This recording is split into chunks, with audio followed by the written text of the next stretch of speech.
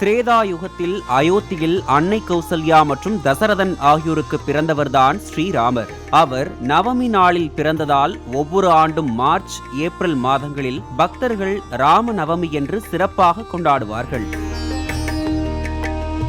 ராமபிரான் பிறந்த மண்ணான அயோத்தியில் நாகர் பாரம்பரிய முறையில் 3 மாடிகளை கொண்டதாக ராமர் கோயில் கட்டப்பட்டுள்ளது. 380 அடி நீளம், 250 அடி அகலம், 161 அடி உயரமும் கொண்ட இக்கோயிலின் ஒவ்வொரு தளமும் 20 அடி உயரம் கொண்டவை. 392 தூண்கள், 12 கதவுகள் உள்ளன. ஒவ்வொரு தூண்களிலும் சுவர்களிலும் பல்வேறு தெய்வங்களின் சிலைகள் வைக்கப்பட்டுள்ளன. உருவங்கள் செதுக்கப்பட்டுள்ளன. முதல் தளத்தில் ஸ்ரீராம் தர்பார் அமைக்கப்பட்டுள்ள நிலையில் பிரதான கருவறையில் ராமர் சிலை வைக்கப்பட்டுள்ளது. இக்கோயிலில் நித்திய மண்டபம், ரேங் மண்டபம், சபா மண்டபம், பிரார்த்தனை மண்டபம் மற்றும் கீர்த்தனை மண்டபம் என 5 மண்டபங்கள் அமைக்கப்பட்டுள்ளன.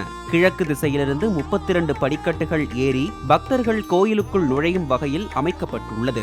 மாற்றுத்திறனாளிகள், வயதானவர்களுக்காக சாய்வு தளம், மின்தூக்கி உள்ளிட்ட வசதிகளும் செய்யப்பட்டுள்ளன. கோயிலை சுற்றிலும் 732 மீட்டர் நீளம், 14 அடி உயரத்தில் சுற்றுச்சுவர் அமைக்கப்பட்டுள்ளது.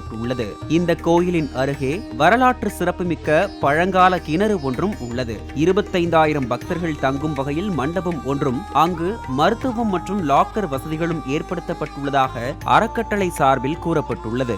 சரியாக நண்பகல் 12:20 மணிக்கு பாலராமரை பிரதமர் மோடி பிராண பிரதிஷ்டை செய்கிறார். இந்த வரலாற்று சிறப்புமிக்க நிகழ்வை காண இந்தியாவிலிருந்து மட்டுமின்றி வெளிநாடுகளில் இருந்தும் ஏராளமான பக்தர்கள் அயோத்தியில் குவிந்துள்ளனர். ஒட்டுமொத்த நகரமுமே விழா கோலம் பூண்டுள்ளது.